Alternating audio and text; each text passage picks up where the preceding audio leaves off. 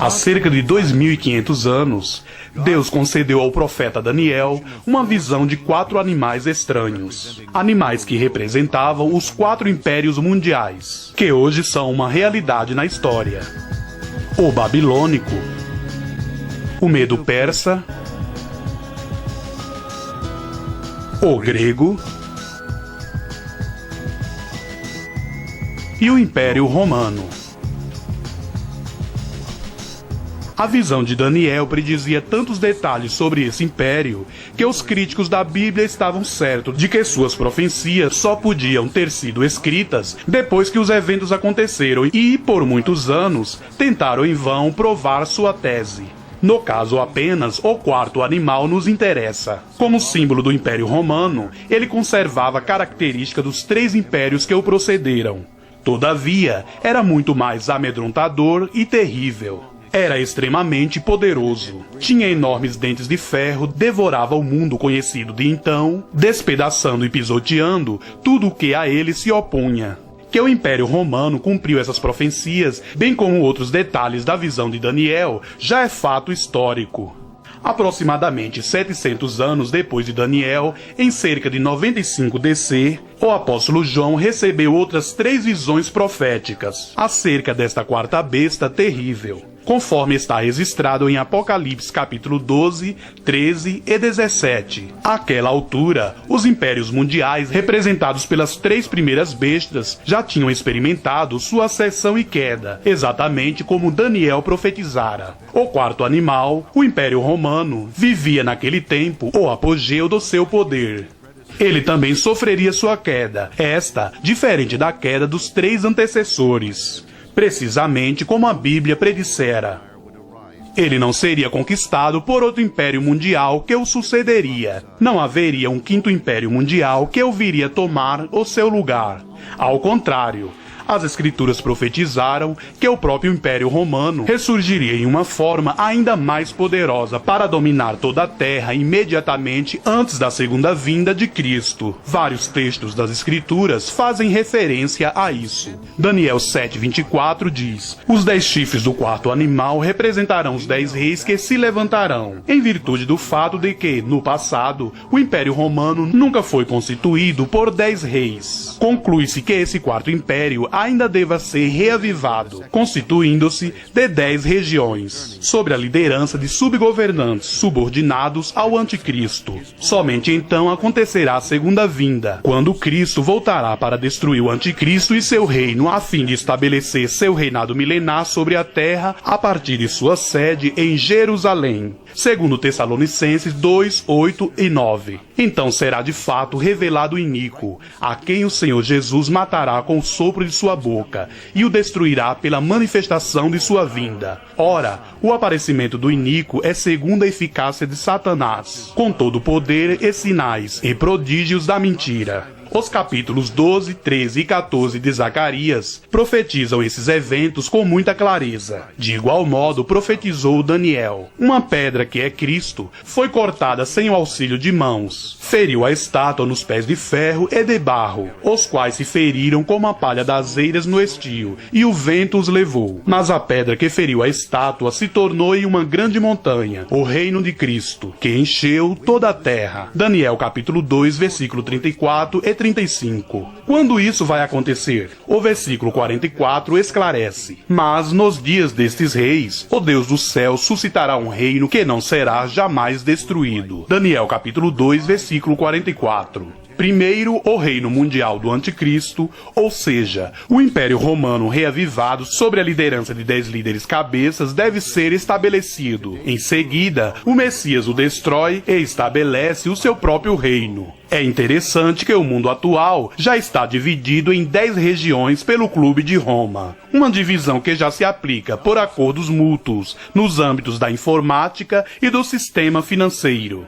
O apóstolo João teve a visão desse 4º animal por 3 vezes. A primeira como um dragão vermelho que procurava destruir a Israel. E eis um dragão, grande, vermelho, com 7 cabeças, 10 chifres, e na cabeça 7 diademas. E foi expulso do céu o grande dragão, a antiga serpente, que se chama Diabo e Satanás, o sedutor de todo o mundo. Apocalipse capítulo 12, versículo 3 e 9. No capítulo 13, esta besta terrível aparece de novo, representando o Império Romano reavivado, cuja ferida mortal foi curada, bem como seu governante, o Anticristo, a quem todos os habitantes da terra adorarão. Observe, a besta que vi e deu-lhe o dragão o seu poder, o seu trono e grande autoridade, uma de suas cabeças como golpeada de morte, mas essa ferida mortal foi curada, e toda a terra se maravilhou seguindo a besta, e adorá-lo-ão todos os que habitam sobre a terra. Assim o dragão vermelho, que é Satanás, verdadeiramente edifica seu reino e usa o anticristo para seus próprios fins.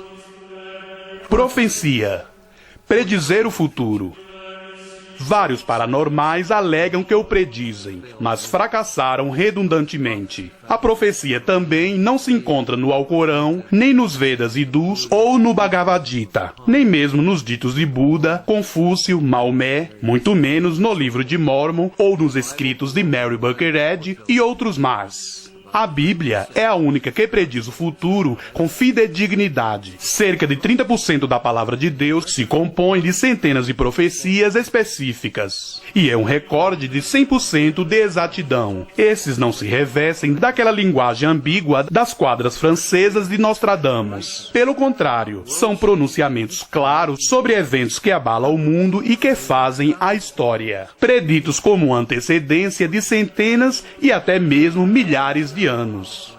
Por exemplo, que os judeus seriam expulsos da terra prometida e dispersos por todos os cantos da terra. Hoje em dia, os judeus nômades, tal como são chamados, encontram-se por toda parte, que eles seriam odiados, perseguidos e massacrados como nenhum outro povo.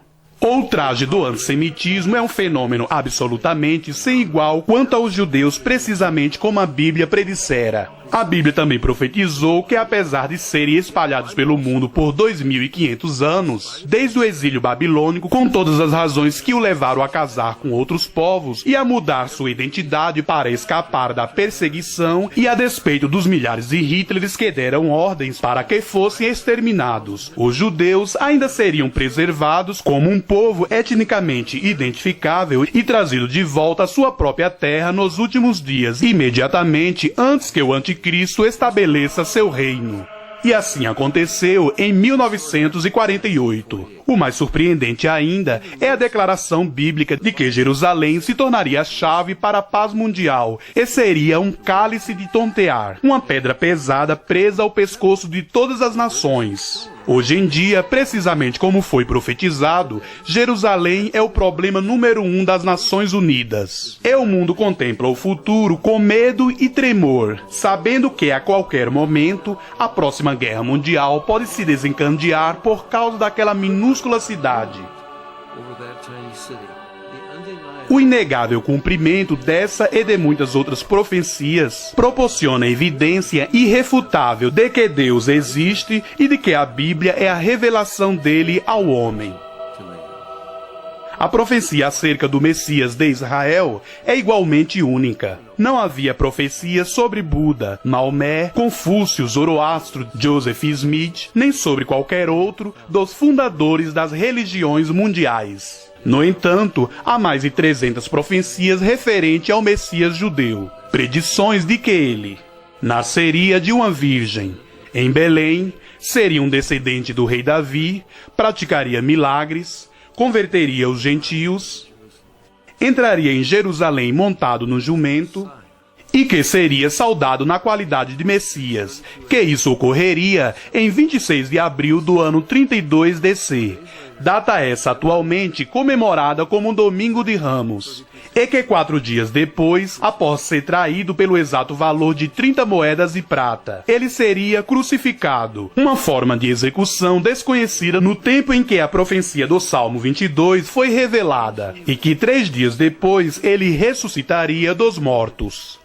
um acontecimento extraordinário que distingue o cristianismo de todas as outras religiões e para o qual há provas inquestionáveis. Essas são apenas algumas das profecias acerca do Messias. Profecias tão numerosas e específicas, e seu cumprimento na vida e morte e ressurreição de Jesus Cristo é tão incontestável que ninguém honestamente pode negar o fato de que ele é o profetizado Salvador dos pecadores. E a Bíblia diz que ele está para voltar à terra, a fim de exercer juízo. O cumprimento integral, 100% das profecias bíblicas, perfeitamente dentro do cronograma, é para nós o cumprimento daquelas que ainda estão por se cumprir. O último livro da Bíblia contém dezenas de profecias que ainda estão por se cumprir, registradas numa série de visões concedida ao apóstolo João. Há 3 visões da quarta besta, as quais representam Satanás, o Anticristo e o Império Romano restaurado sobre o qual o Anticristo governará. Entretanto, há outra figura intrigante que chega a ganhar mais espaço e notoriedade do que a besta, uma mulher misteriosa. Na terceira visão que João tem dessa besta escarlate, com 7 cabeças e 10 chifres, uma mulher está montada na besta. O detalhe é que não se trata de um rodeio em que o animal tenta derrubá-la. Pelo contrário, ela se assenta descontraída e à vontade. Por certo, uma personagem fundamental no desenrolar da cena dramática do governo do Anticristo sobre o Império Romano reavivado. Em primeiro lugar, ela é uma cidade edificada sobre 7 montes. As 7 cabeças da besta são 7 montes ou colinas, nos quais a mulher está sentada. Várias cidades estão situadas sobre 7 montes. Porém, a visão do apóstolo João exclui todas elas, com exceção de uma. Na fronte da mulher estão escritas as palavras: Mistério, Babilônia. Saddam Hussein começou a reconstrução da antiga cidade de Babilônia no Iraque, a cidade sede do primeiro Império Mundial. Hoje em dia, apesar de Saddam Hussein não estar mais no governo do Iraque e de ter sido interrompida a construção, muitos líderes cristãos ensinam que a mulher é essa cidade, reconstruída como a sede mundial do Anticristo. Todavia, a Bíblia diz que o quarto império, sediado em Roma, é que será restaurado, não o Império Babilônico. E a cidade de Babilônia não foi edificada sobre 7 montes, mas Roma o foi, além do que ter sido conhecida universalmente como a cidade das 7 colinas. A Enciclopédia Católica declara: é dentro da cidade de Roma, denominada de Cidade dos 7 Montes, que a área total do Estado do Vaticano, propriamente dito, está atualmente restrita. É interessante que Roma também era conhecido como Babilônia. O apologista católico Karl Keating escreve: Babilônia é uma palavra código para Roma. O termo é usado nesse sentido por 6 vezes no último livro da Bíblia e na literatura extrabíblica, tais como os oráculos sibilinos, o Apocalipse de Baruque e 4 Esdras. Eusébio Panfilho, ao escrever por volta do ano 303 d.C., observou que Pedro referiu-se figuradamente a Roma como Babilônia. Será que Roma poderia ser a mulher montada na besta? Isso faria sentido, já que a besta no qual ela monta é o Império Romano reavivado. Essa mulher também é chamada de a Grande Meretriz, com quem os reis da terra se prostituíram. É óbvio que uma prostituição literal seria impossível para uma cidade. Contudo, uma prostituição espiritual seria possível, desde que a cidade seja uma entidade espiritual. Jerusalém é uma cidade com tal característica. Recebe os designativos de Cidade Santa e Cidade de Deus. Tem sido escolhida por Deus para representá-lo perante as nações. Lamentavelmente, Jerusalém violou esse relacionamento e foi, por repetidas vezes, acusada de prostituição e adultério espirituais pelos profetas de Deus.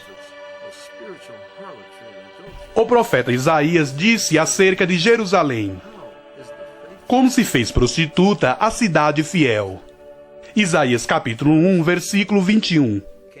Entretanto, Jerusalém não pode ser a mulher montada na besta, porque não foi edificada sobre 7 montes, nem se enquadra em nenhum dos outros requisitos descritos na visão de João. Só existe uma outra cidade no mundo que é uma entidade espiritual e que pode, portanto, cometer prostituição espiritual com os reis da terra. E mais, foi edificada sobre 7 montes. De novo, essa cidade é Roma, a sede do catolicismo romano, que se declara ser a sede da verdadeira igreja. O seu papa alega ser o vigário de Cristo. Além disso, a Igreja Católica Romana assevera que seus membros são os substitutos de Israel, o legítimo povo de Deus. E que Roma é, portanto, a nova Jerusalém. A Roma Católica reivindica os mesmos títulos que Deus designou para Jerusalém, como Cidade Santa, a Cidade de Deus, a Cidade Eterna. A partir da visão do apóstolo João, já descobrimos que esses 4 requisitos, ser uma cidade, ser reconhecida como Babilônia, estar edificada sobre 7 montes, e que comete prostituição espiritual com os governantes da terra, são o critério que exclui todas as outras cidades da terra, com exceção de Roma. É claro que não estamos falando da Roma político-civil, mas da Roma religiosa, mais precisamente do Vaticano e da Igreja Católica Romana.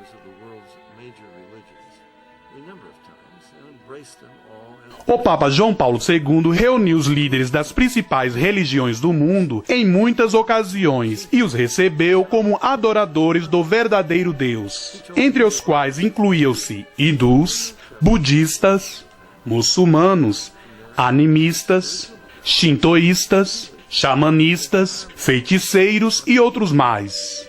Ele declarou a plateias hindus na Índia que não viera para ensinar-lhes nada, mas para aprender da rica herança espirituais dos hindus, a qual o mundo inteiro deveria prestar atenção. Todo mundo é aceito por Roma, exceto os cristãos evangélicos, a qual o Papa chama de seitas, e contra os erros dos quais ele adverte os católicos, tal como fez na cidade do México em maio de 1990, e desde então em outros lugares.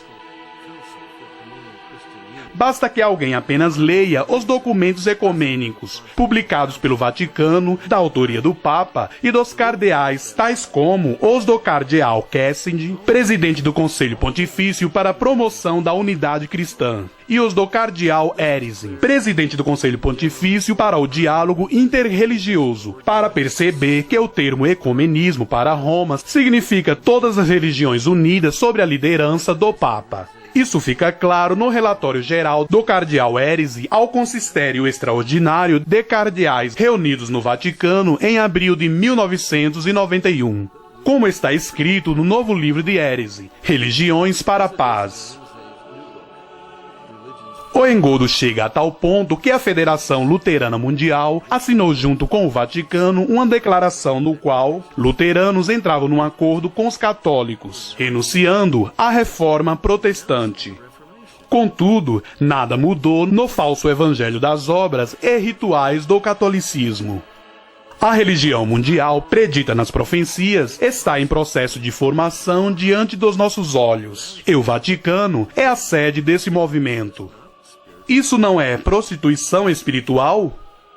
Será que a Roma espiritual profanou seu pretenso relacionamento com Cristo e assim tornou-se culpada de prostituição espiritual?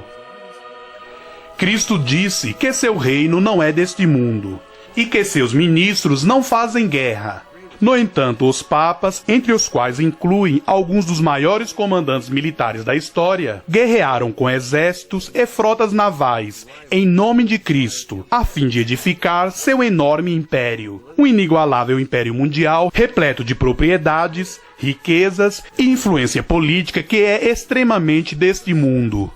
Eles frequentemente entram em acordos com imperadores, reis e príncipes, caracterizando assim sua prostituição espiritual.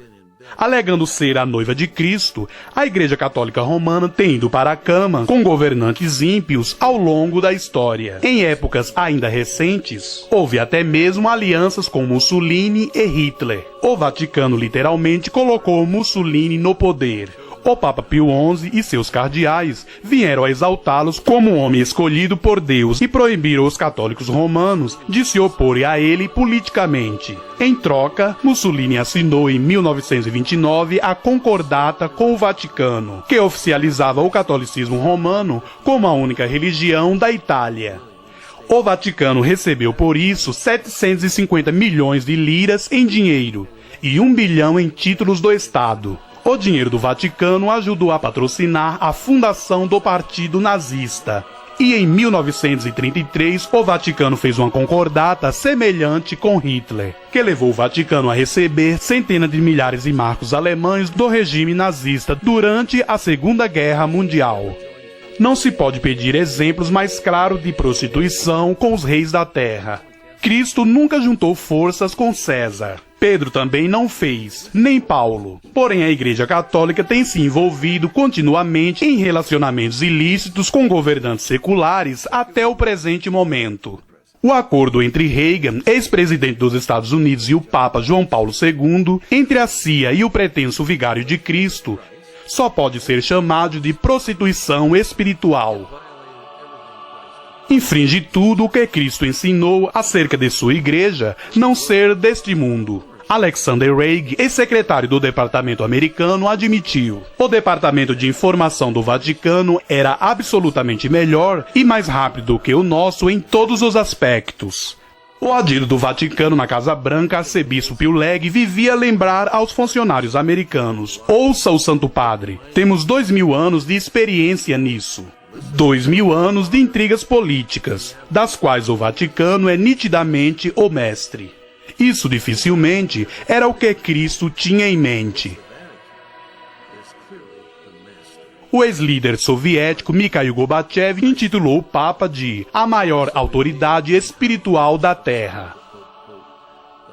Gorbachev sintetizou o papel terreno da Igreja Católica Romana ao declarar: o Papa João Paulo II desempenhou um importante papel político durante o colapso do comunismo no leste europeu. Os eventos ocorridos no leste europeu talvez não tivessem sido possíveis sem a presença desse Papa, sem o magnífico papel que ele soube desempenhar no cenário mundial.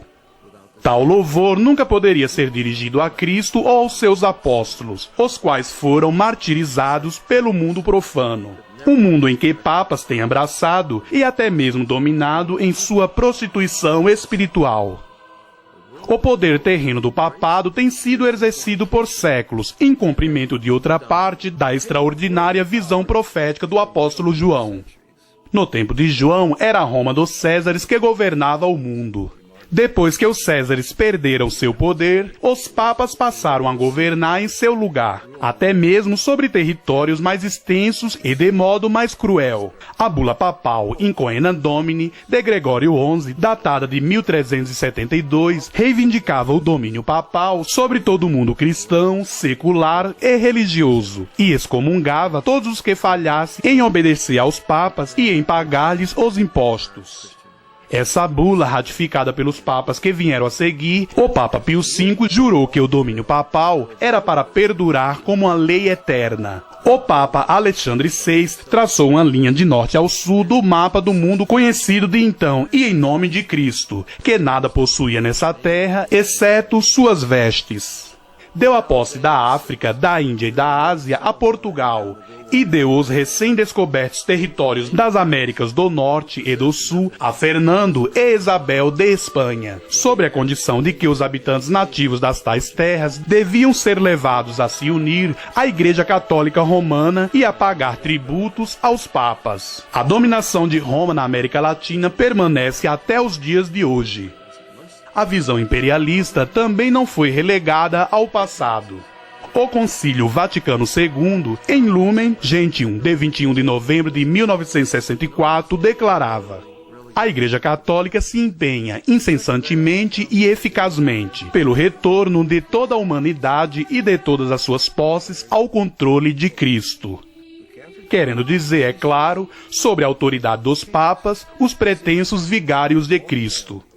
O Papa Alexandre II determinou por decreto que Harold, o legítimo rei da Inglaterra, era um usurpador. Ele excomungou a Harold e seus partidários e concedeu o trono a William, o Duque da Normandia. Com a bênção do Papa, William, o vencedor, matou Harold em batalha e assumiu o controle da Inglaterra, e foi coroado em Londres no dia de Natal do ano de 1066. Em nome da Santa Sé, de Roma, ele aceitou a oferta da coroa da Inglaterra. Centenas de outros exemplos poderiam ser mencionados. Não pode haver qualquer dúvida quanto à identidade da Roma Católica na qualidade de cidade conhecida como Babilônia, edificada sobre 7 montes, que cometeu prostituição espiritual com os reis da terra e que reina sobre os reis da terra. Nesse aspecto, nenhuma outra cidade se assemelha a ela. Babilônia não é apenas um nome em código referente a Roma, mas as relações entre Roma e a Babilônia são muito mais profundas. A antiga cidade de Babilônia foi construída nos arredores das ruínas da Torre de Babel, termo esse do qual seu nome se originou. Essa torre, projetada para alcançar o céu, foi a sede da primeira religião mundial, assim como Roma o será para a futura religião mundial do Anticristo. Além disso, assim como a Torre de Babel e a cidade de Babilônia formavam uma união entre religião e Estado, também os papas exercem tanto a autoridade civil quanto a religiosa. Da mesma maneira que a mulher e a besta na qual ela cavalgava unirão o governo mundial e a religião mundial no futuro, com a sua tentativa de alcançar o céu por etapas, de esforço próprio. Com a sua tentativa de alcançar o céu por etapas de esforço próprio, o sistema Babel-Babilônia era basicamente uma religião de obras. O mesmo sempre se verificou no catolicismo romano. A salvação é inquestionavelmente por meio das obras. O Concílio Vaticano II declara: para ganhar indulgências, a obra prescrita deve ser praticada. Na Igreja, desde os tempos mais antigos, as boas obras também eram oferecidas a Deus para a salvação dos pecadores. Todos os homens podem alcançar a salvação através da fé, do batismo e da observância dos mandamentos. É nítido que as boas obras desempenham um papel fundamental na obtenção da salvação segundo o catolicismo, como certamente qualquer católico testemunharia. O Concílio de Trento, como foi proposto novamente pelo Concílio Vaticano II, decretava: se alguém afirma que os sacramentos da nova lei não são necessários para a salvação, e que sem eles, os homens recebem de Deus a graça da justificação somente pela fé, que tal pessoa seja anátema. Sem sombra de dúvida, por seu sistema de salvação por meio das boas obras e dos rituais. A Roma Católica se enquadra na descrição da mulher, cujo nome é Babilônia.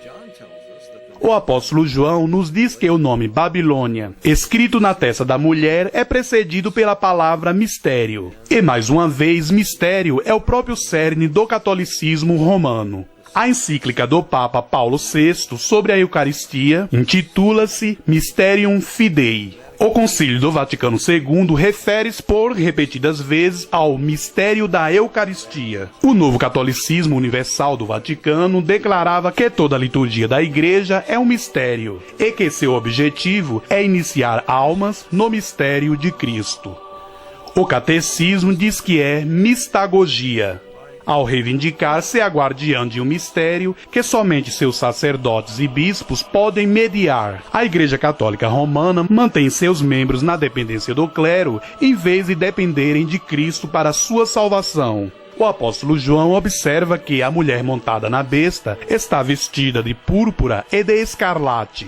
De novo, as cores oficiais dos Césares romanos e também da hierarquia clerical católica romana. A Enciclopédia Católica declarava: A batina, também chamada de sotaína ou hábito talar, ajustada ao corpo, cujo comprimento desce até o calcanhar, usado pelo clero como seu traje oficial. A cor para os bispos e outros prelados é a púrpura, o roxo. Para os cardeais, a escarlate, o vermelho vivo. A mulher montada na besta traz um cálice de ouro na sua mão. Um cálice de ouro é usado na Eucaristia ou missa, e vem a ser o utensílio mais sagrado do catolicismo romano. O apóstolo João observa que esse cálice de ouro transbordava de abominações e com as imundícies da sua prostituição. Seria essa a avaliação bíblica do sacrifício da missa, que é o próprio cerne do catolicismo romano? Centenas de milhares de crentes em Cristo ao longo da história tinham tal convicção, os quais foram amarrados a postes e queimados vivos por se recusarem a participar do sacrifício da missa. Participação essa que eles sinceramente consideravam a maior abominação concebível. Por quê? Porque alega ser literalmente a oferta sacrificial do corpo e do sangue de Cristo, apresentada por repetidas vezes, enquanto a Bíblia claramente afirmava que o sacrifício de Cristo na cruz foi consumado de uma vez por todas para nunca mais ser repetido. Cito o texto. Agora, porém, ao se cumprirem os tempos, se manifestou uma vez por todas, para aniquilar, pelo sacrifício de si mesmo, o pecado. Hebreus 9, versículo 26. O catolicismo alega que a declaração de Cristo por ocasião da última ceia, "Este é o meu corpo, este é o meu sangue", deve ser interpretada literalmente. O pão e o vinho que ele segurava em suas mãos, ao proferir aquelas palavras, tornaram-se literalmente seu corpo e seu sangue. E quando o padre profere aquelas mesmas palavras hoje em dia, o pão e o vinho se tornam novamente o corpo e o sangue literais, que devem ser sacrificados incessantemente nos altares católicos tão fielmente quanto Cristo foi sacrificado na cruz. No entanto, ninguém interpreta literalmente as palavras de Cristo quando ele disse: "Eu sou a porta", João capítulo 10, versículo 9. "Eu sou a luz do mundo", João 8, 12. "Eu sou o bom pastor", João 10, 14. Nem quando chamou seus discípulos de ovelhas. É óbvio que Cristo falava figuradamente quando se referiu ao pão e ao vinho como seu corpo e seu sangue. Era impossível que o pão fosse literalmente seu corpo, pois ele, em seu corpo físico, já estava ali assentado a segurá-lo na mão. Mais impossível ainda é que cada uma das milhões de pequenas hóstias possa simultaneamente se tornar o corpo, a alma, a personalidade e a divindade literais de Cristo, como um todo perfeito, segundo afirma o catolicismo. Isso não é literalismo, mas sim misticismo, o mistério gravado na testa da mulher. Cristo disse: "Eu sou o pão da vida. Se alguém dele comer, viverá." Entretanto, ele não se referia ao pão físico, nem se referia à vida e à morte físicas.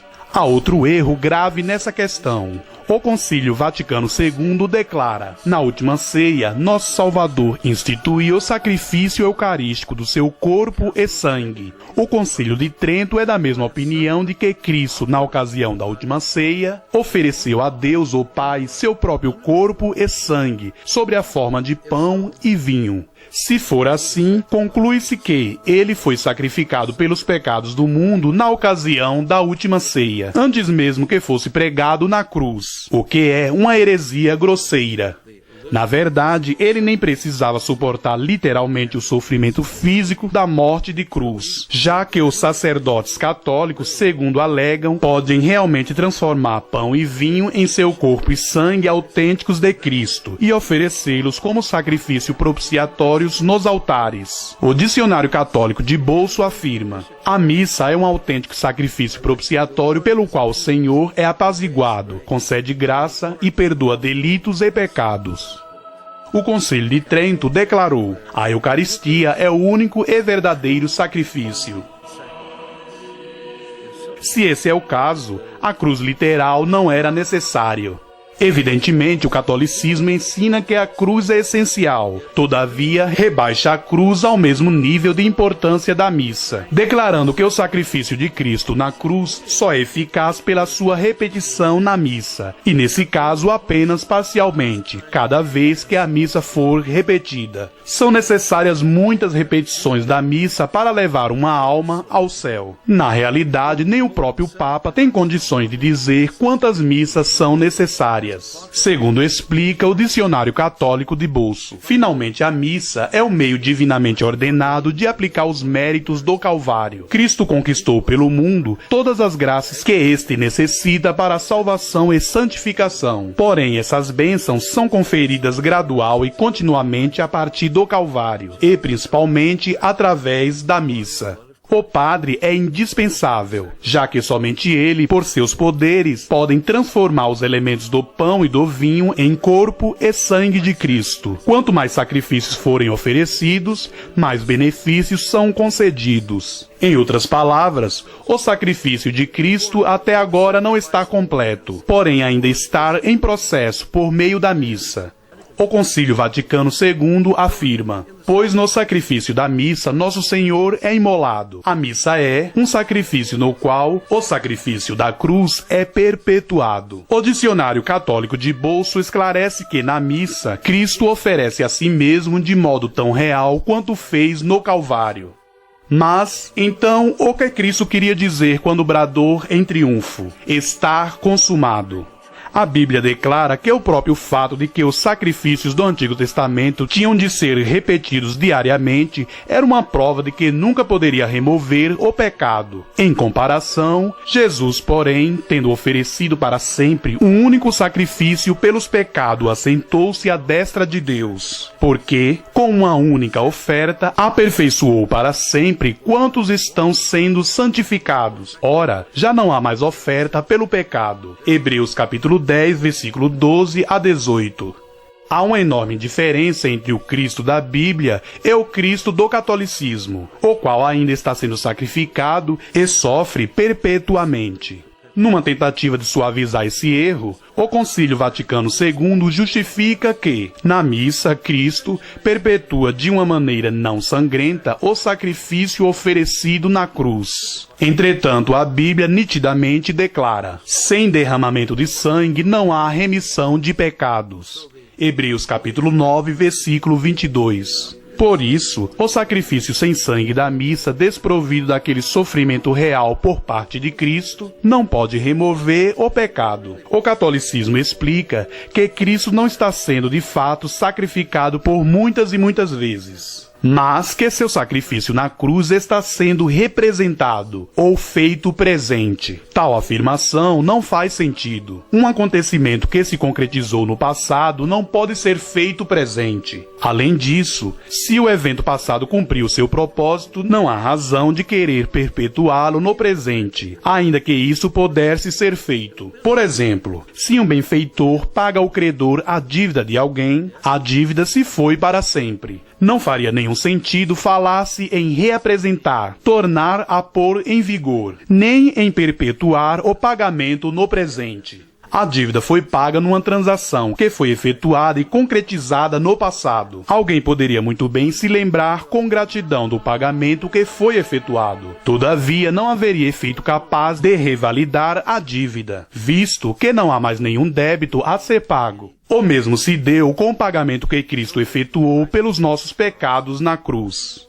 No momento em que morria, Jesus exclamou: está consumado. João capítulo 19, versículo 30. Usando o termo grego tetelestai, o qual significa que a dívida fora totalmente paga. Contudo, o novo catolicismo da Igreja Católica diz: como sacrifício, a Eucaristia é também oferecida em ressarcimento pelos pecados dos vivos e dos mortos, bem como para obter benefícios espirituais ou temporais da parte de Deus. Isso é o mesmo que tentar pagar mais prestações de uma dívida que já foi plenamente paga. Evidentemente, a missa é uma negação da suficiência do pagamento pelo pecado que Cristo efetuou na cruz. Esse é um erro gravíssimo e aqueles que confiam no sacrifício da missa não recebem nenhum benefício do legítimo sacrifício de Cristo na cruz. E mais, estão perdidos para sempre. A fim de dar continuidade à obra da redenção, o sacerdócio católico pretexta realizar o milagre da transubstanciação, transformar o pão e o vinho no corpo e no sangue de Cristo. Por trás do aspecto externo de pão e vinho que permanece, supõe-se que isso seja um grande milagre, ainda que a hóstia e o vinho permaneçam inalterados no seu aspecto físico e sabor. Contudo, não existe esse tipo de milagre na Bíblia. Será que Cristo alguma vez deu visão a um cego por trás do aspecto externo de cego que permaneceu? Houve alguma ocasião em que ele ressuscitou alguém por trás do aspecto externo de morto que permaneceu? O dogma do purgatório é outra abominação. O Concílio Vaticano II declara que, embora Cristo tenha sofrido para levar sobre si nosso castigo eterno, temos que sofrer pessoalmente para expiar o devido castigo terreno por nossos pecados. Os pecados devem ser expiados por meio das aflições, das penúrias e tribulações desta vida, ou na vida por vir, através do fogo e tormentos ou castigos purificadores. No purgatório, as almas daqueles que morreram na caridade de Deus e se arrependeram verdadeiramente de seus pecados e omissões são purificados depois da morte com punições destinadas a remover, purgar sua dívida. Porém, o próprio apóstolo Pedro declarou que Cristo morreu uma única vez pelos pecados, o justo pelos pecadores, para nos conduzir a Deus, não ao purgatório. Ainda há mais uma contradição. Embora o catolicismo diga que temos que sofrer pessoalmente, também declara que não precisamos. Missas e rosários podem ser rezados mesmo depois da morte de alguém, para reduzir o sofrimento dessa pessoa no purgatório. Para aqueles que morrem vestido o escapulário marrom de Nossa Senhora do Monte Carmelo e cumprem certas outras obrigações, Maria, naquela aparição, prometia entrar no purgatório no sábado seguinte à morte deles e levá-los para o céu. Portanto, eles não precisam sofrer pessoalmente, embora creiam que o sacrifício de Cristo na cruz não foi o suficiente. A suposta repetição dele na missa, se repetido por tantas vezes quantas bastem, levará finalmente alguém para o céu. Além disso, católicos fiéis podem oferecer seus próprios sofrimentos a fim de libertar almas do purgatório.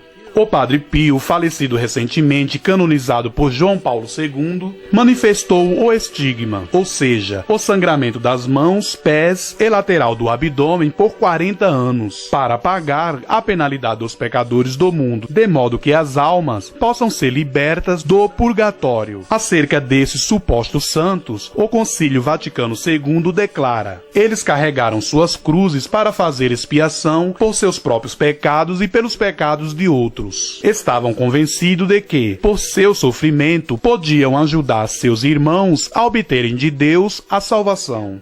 De novo percebemos a rejeição fatal da suficiência do sacrifício de Cristo na cruz. Durante séculos, o pagamento de quantias em dinheiro já era para ter trazido libertação do purgatório. Essa prática, por fim, incomodou a consciência de Martim Lutero, a ponto de acender a chama da Reforma. Quem pode se esquecer daquela infame propaganda da venda das indulgências do frei dominicano Tetzel, comissionado pelo Papa Leão X para arrecadar uma fortuna para Roma. Assim que a moeda no cofre cai, uma alma do purgatório sai. Foi com esse dinheiro fraudulentamente arrecadado que a Basílica de São Pedro foi construída e reformada. Isso não é nenhuma novidade. Por séculos, Roma invariavelmente vendera a salvação. Os papas publicavam listas de todos os crimes, desde incesto a assassinato encomendado, com seus respectivos preços cobrados pela Igreja para conceder a absolvição. Por exemplo, um diácono culpado de assassinato poderia ser absolvido pelo preço de 20 coroas. Os malfeitores ungidos, como eram denominados, após receberem o perdão da Igreja, não podiam mais ser processados pelas autoridades civis, porque a Igreja reinava com absoluta supremacia. Aqui está mais uma das abominações que enche o cálice de ouro daquela mulher: vender ingressos para o céu, os quais, na realidade, enviam as pessoas para o inferno. Práticas semelhantes continuam a acontecer no catolicismo até hoje. Esse é um cartão de notificação de missa fúnebre, obtida em qualquer capela mortuária para velórios, para preencher o nome e o nome do falecido. Em troca de uma oferta, o padre colocará o cartão sobre o altar, no momento em que rezar a missa, para supostamente reduzir o tempo de sofrimento do falecido no purgatório.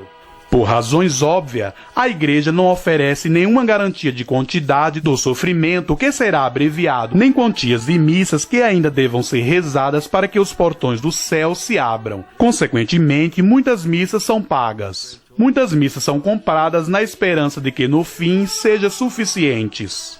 Um amigo me contou que no funeral do seu pai foram gastos mais de $2.000 na aquisição de cartões de missas fúnebres. O Concílio Vaticano II declara: a Igreja ensina e ordena que o uso de indulgências, uma prática muitíssimo proveitosa para os cristãos e aprovada pela autoridade dos Sagrados Concílios, deva ser mantida na Igreja, bem como condena sobre anátema que as indulgências são inúteis ou que a Igreja não tem poder para concedê-las. Alguns católicos alegam que não creem em purgatório nem em indulgências, a despeito do que a Igreja diga. Porém, se eles não temem os anátemas da sua Igreja, que os condena ao inferno, por que tais pessoas ainda confiam nas promessas da Igreja de levá-las ao céu? Existem 20 regras complexas que regem a prática das indulgências. A regra 17 explica que o uso de um crucifixo, um rosário, um escapulário ou uma medalha pode ser recompensado com uma indulgência parcial. Entretanto, se este objeto de piedade for abençoado pelo Papa ou por qualquer bispo, o fiel que dele faz uso com devoção também pode receber uma indulgência plenária nos dias de São Pedro e São Paulo. Aqui está outra abominação que enche aquele cálice de ouro. Que espécie de Deus concede favores especiais àqueles que possuem um escapulário, uma medalha abençoada por um padre ou um bispo, usado no dia de São Pedro ou São Paulo? Lembre-se que a Igreja Católica diz que tais objetos têm o poder de proporcionar aquilo que os sofrimentos de Cristo na cruz não puderam. Por falar em abominações, essa mulher é chamada de a Mãe das Meretrizes.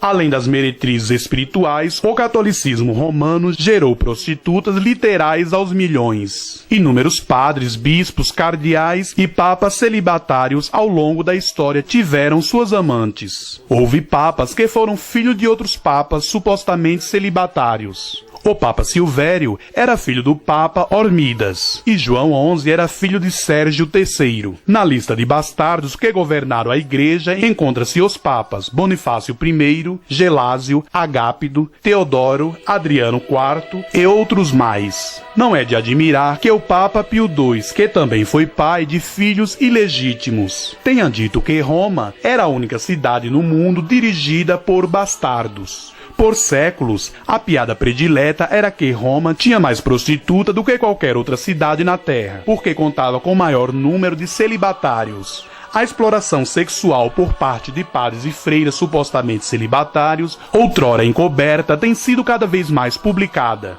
Padres homossexuais estão morrendo de AIDS no mundo inteiro, com estimativa de que até 70% dos padres em alguns seminários são homossexuais praticantes. A Igreja Católica Romana nos Estados Unidos pagou nesses últimos anos o valor estimado de $1 bilhão nos acordos extrajudiciais para ocultar abusos sexuais entre o clero.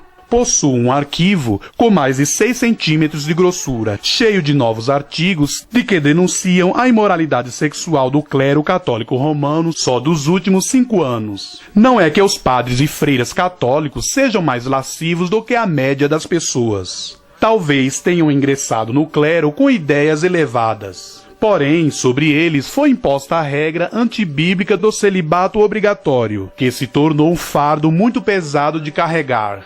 A mulher descrita em Apocalipse também está embriagada com o sangue dos santos e das testemunhas de Jesus. Por séculos, a desobediência aos papas era uma heresia punida com a morte.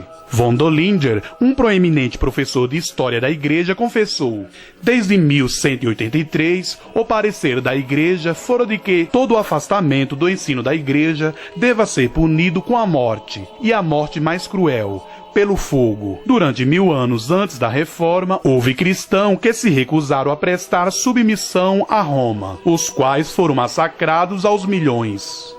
Todo mundo já ouviu falar das cruzadas para conquistar. O que poucos sabem, porém, é que cruzadas ainda maiores e mais numerosas foram empreendidas numa luta para exterminar crentes em Cristo em toda a Europa, os quais, por motivo de consciência para com Deus e de sua obediência à Bíblia, não se submeteriam à autoridade dos papas nem adotaria as heresias de Roma. Sobre esses mártires, o historiador Will Durant escreveu: eles estavam certos de que a Igreja Romana era prostituta de Babilônia. Este era o ponto de vista dos reformadores, registrado nas declarações de fé da Reforma. Dificilmente alguém poderia chegar a outra conclusão a partir da visão do apóstolo João. Contudo, tal ponto de vista vem sendo abandonado e até mesmo ridicularizado por evangélicos em favor do ecumenismo.